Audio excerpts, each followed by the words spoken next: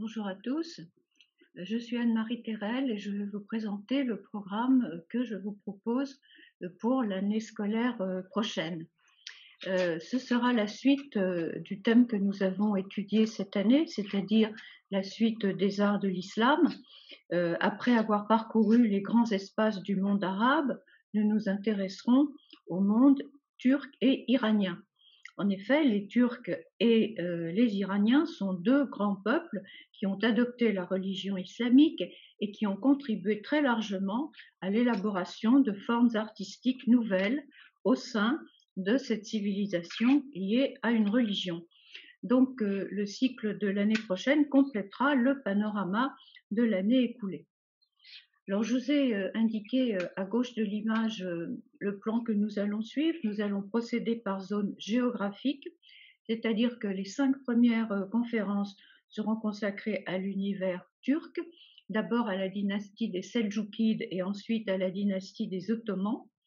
La toute première séance parlera des origines des Turcs qui sont assez mal connues, car c'était des nomades originaires des steppes centra-asiatiques qui entrent dans l'histoire au VIe siècle, qui migrent peu à peu vers l'ouest, qui adoptent l'islam en cours de route et qui s'installent d'abord en Iran, où leur capitale est la ville d'Isfahan. Nous sommes là au XIe siècle et il reste à Isfahan la grande mosquée du vendredi qui est liée à cette dynastie qu'on appelle les grands Seldjoukides. Et une branche de cette famille va migrer encore plus vers l'ouest, vers l'Asie mineure, qui est aujourd'hui la Turquie, donc qui va devenir la patrie définitive de ces Turcs, et cette branche seldjoukide, qui a pour capitale la ville de Konya, a laissé de très nombreux monuments dans toute l'Asie mineure, monuments qui recouvrent le XIIe et le XIIIe siècle.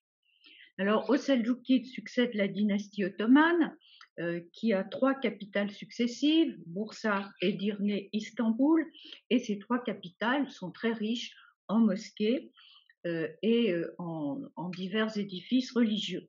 L'apogée de cette architecture des mosquées se situe au XVIe siècle avec le grand architecte Sinan, qui est le Michel-Ange des Turcs, qui est l'auteur entre autres de la mosquée dédiée à Soliman le Magnifique. Mais l'art ottoman, c'est aussi un art profane que nous pourrons parcourir, évoquer avec la visite du palais de Topkapi,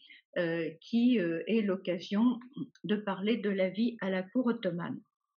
Alors ensuite, nous aurons une séance sur l'Asie centrale,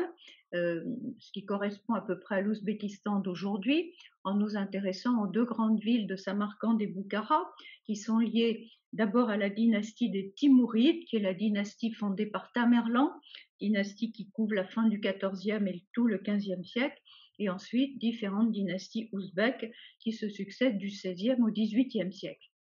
Et enfin, les 2 dernières séances seront consacrées au monde iranien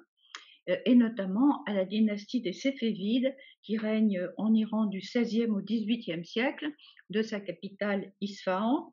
L'apogée de cette dynastie se situe sous le règne de Shah Abbas Ier, à cheval sur le XVIe et le XVIIe siècle, et c'est de cette époque que datent les grandes réalisations que l'on voit toujours aujourd'hui à Isfahan, c'est-à-dire un plan d'urbanisme qui était tout à fait nouveau dans le domaine de l'islam, avec une grande place centrale bordée de somptueux édifices et continuée par une vaste zone de jardins et de palais. Et puis la dernière séance sera consacrée à la peinture persane, dont la réputation n'est plus à faire, peinture qui commence à produire ses premiers chefs-d'œuvre au XIIIe siècle, quand l'Iran était sous domination mongole, école de peinture qui se poursuit jusqu'au XVIIe siècle et qui aborde des thèmes très variés, thèmes épiques, historiques, poétiques, également l'art du portrait. Donc, la conclusion, c'est que nous allons voir comment ces différents peuples ont apporté de la diversité dans le monde des arts de l'islam, tout en maintenant une certaine unité qui est liée justement à cette religion commune qu'il partageait avec le monde arabe. Donc on va voir des traits communs liés à cette civilisation commune, mais en même temps la spécificité liée à chaque période et à chaque région de ce très vaste univers. Donc pour illustrer mon propos, je vous ai mis quelques photos à droite et volontairement, je n'ai pas indiqué les légendes. Elles sont dans l'ordre des séances proposées et vous avez quelques mois pour essayer de deviner quelle image correspond à quelle ville. Donc j'espère vous retrouver